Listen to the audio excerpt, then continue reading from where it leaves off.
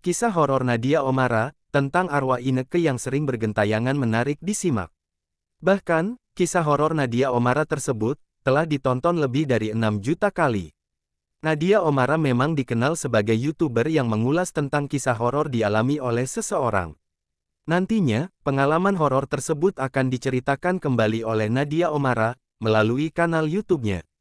Rupanya kisah kehidupan Inneke yang arwahnya mengganggu Bia sama Baba sangat memilukan. Masih ingat sama Randy, sepupunya Bia yang menawarkan Baba pekerjaan hingga disuruh tinggal di rumah miliknya yang tak ditinggali. Dulunya, Randy sama Inneke ini saling suka. Meskipun belum mengungkapkan, tipikal keduanya masih malu-malu kucing. Ditambahkan lagi, mereka tinggal satu kawasan. Rumah Randy di depan, Inneke di belakang. Dari sanalah benih-benih cinta ini muncul, tapi tidak saling mengungkapkan satu sama lain. Sampailah, tiba pada suatu hari ada sebuah kejadian yang kelam yang menimpa Inneke. Inneke ini, tiba-tiba diperkosa sama orang asing, yang tidak seorang tahu siapa lelaki tersebut. Inneke ini pada dasarnya cantik sekali, itulah mungkin yang memancing hasrat lelaki tersebut untuk memperkosa dia.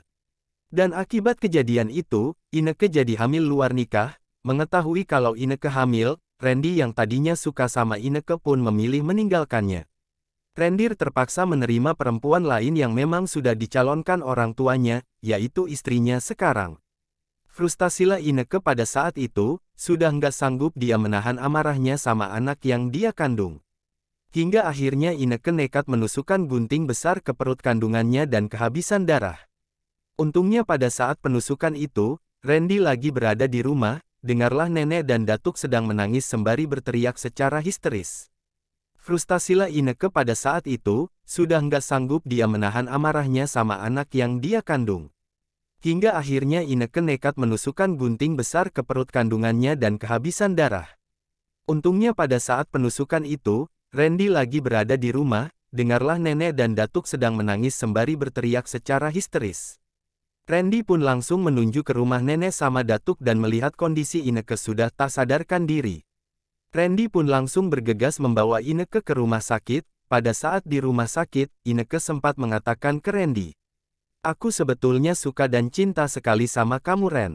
Aku nggak peduli kamu mau menikah dengan wanita lain, aku tetap sayang sama kamu," kata Inneke. Dan tidak lama setelah dia meluapkan perasaannya sama Randy, Inneke pun langsung menghembuskan nafas terakhirnya. Meninggallah Inneke bersama janin yang sudah dia kandung. Sejak kejadian itu, setiap ada perempuan hamil di lingkungan mereka, wanita sedang mengandung ini tidak boleh ditinggal di dalam rumah sendirian, harus dikawal oleh orang lain. X. Home. Viral. Kisah horor kematian Inneke diperkosa orang tak dikenal, ditinggal sang pacar hingga bunuh diri saat hamil.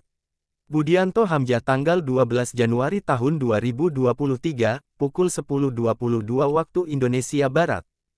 Kisah horor kematian Inneke diperkosa orang tak dikenal, ditinggal sang pacar hingga bunuh diri saat hamil tangkapan layar YouTube Nadia Oomara. Randy pun langsung menuju ke rumah nenek sama datuk dan melihat kondisi Inneke sudah tak sadarkan diri. Randy pun langsung bergegas membawa Inneke ke rumah sakit. Pada saat di rumah sakit, Inneke sempat mengatakan ke Randy, "Aku sebetulnya suka dan cinta sekali sama kamu Ren. Aku nggak peduli kamu mau menikah dengan wanita lain, aku tetap sayang sama kamu," kata Inneke. Dan tidak lama setelah dia meluapkan perasaannya sama Randy, Inneke pun langsung menghembuskan nafas terakhirnya. Meninggallah Inneke bersama janin yang sudah dia kandung.